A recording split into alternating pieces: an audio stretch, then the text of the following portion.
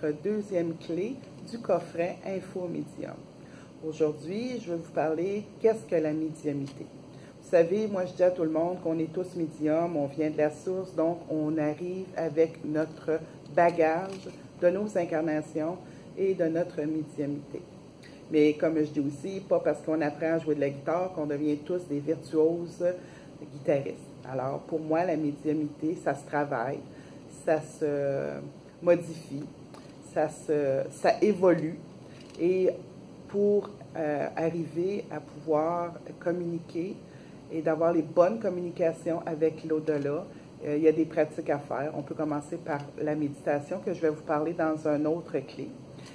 Pour aujourd'hui, la clé que je veux décrire, c'est que enlever les croyances que les médiums, ce sont des personnes qui ont des dons, ils sont élus par le Dieu, par la source, par la médiumnité vient du fait qu'à chacune de dans nos incarnations, nous évoluons pour justement travailler avec la médiumnité. Je dis souvent en joke que où je suis rendue dans ma médiumnité, je dois avoir fait plusieurs vies, beaucoup d'informations, beaucoup d'enseignements pour être en arrivé où ce que je suis arrivée aujourd'hui.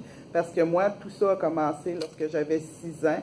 Donc, ça venait d'un bagage de d'autres vies. Ça, c'est définitif.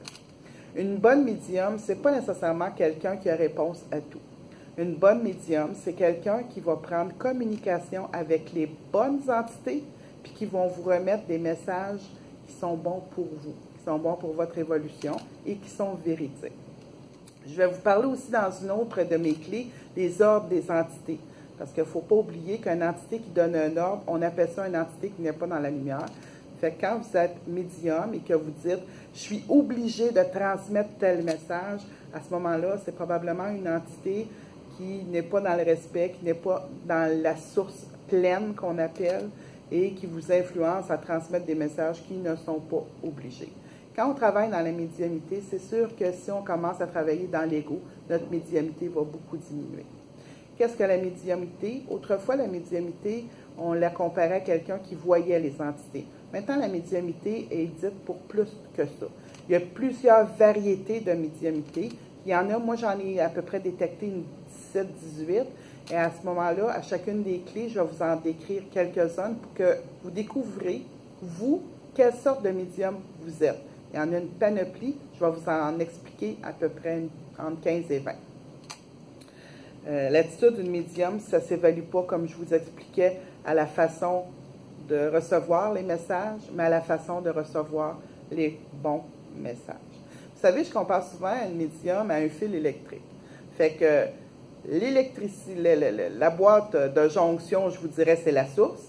Le fil électrique, c'est la médium. Et où ce qu'on branche, c'est la personne qui reçoit. Fait que nous, on est le fil entre la source puis la personne qui reçoit les messages. Pour développer notre médiumnité, ce qui est bien important, c'est apprendre à méditer, à respirer, à prendre des moments de pause et des moments de ressourcement. Ça, c'est bien important. Puis là, il y a une variété de médiums que je vais vous expliquer dans d'autres clés. Alors, pour cette clé-ci, on termine sur la médiumnité. Tous les gens ont accès à la médiumité. Tous les gens sont médiums, mais à des degrés différents.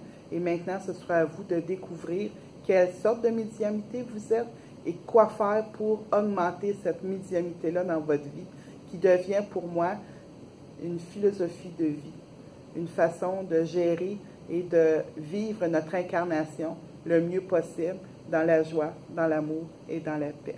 Merci.